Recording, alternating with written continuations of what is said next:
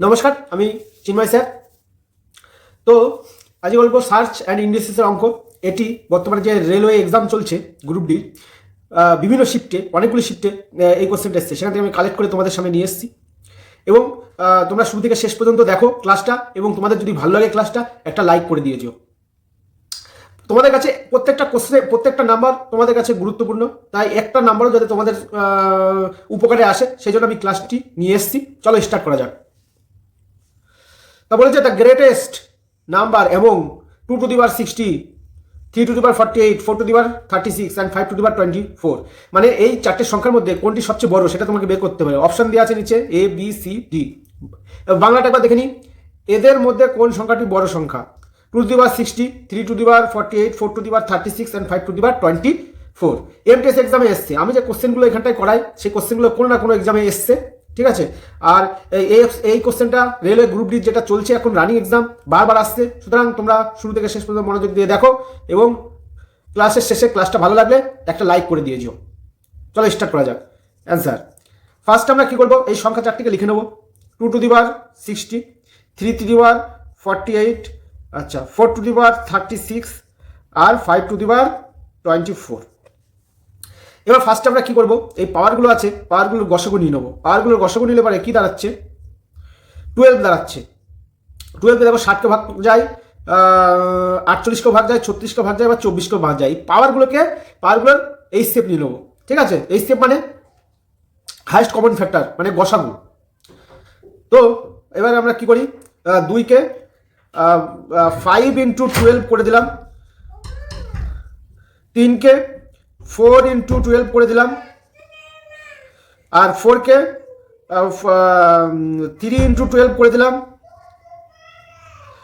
5কে 2 into 12 করে দিলাম, ঠিক আছে। বুঝতে পারলে তোমরা সবাই? এটা ভেঙে নিলাম অ্যাকচুয়ালি। এইবার পাওয়ারগুলোকে সবসময় সেম নিয়ে আসতে হবে। সেম নিয়ে আসতে গেলে এই স্টেপ করতে হবে, এই স্টেপ মানে গসাগু করতে হবে। চলো এবার স্টার্ট করা যাক। তারপরের লাইনে কি হবে, 2 টু দি পাওয়ার 5 আছে, 2 টু দি পাওয়ার 5 মানে কত? 32 উপরে 12 বেঁচে থাকছে। এখানে 3 টু দি পাওয়ার 4 আছে, মানে 81 এর 12 আছে। আচ্ছা এখানে কিউব আছে, 4 এর কিউব মানে কত হচ্ছে? 64 এর পাওয়ার 12 বেঁচে আছে। আচ্ছা তারপরে কত হচ্ছে?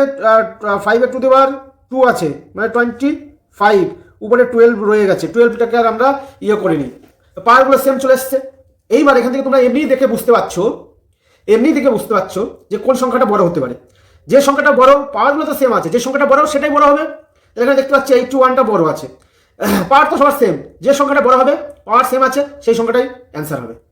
সুতরাং 3 to the power 48 এটা সবচেয়ে বড়, সুতরাং এটা অ্যান্সার হবে। So option B answer. আশা করি তোমাদের বোঝাতে পেরেছি। তা অঙ্কটা তোমাদের ভালো লাগলে পরে একটা লাইক এবং একটা শেয়ার করে দিয়ে যাবে।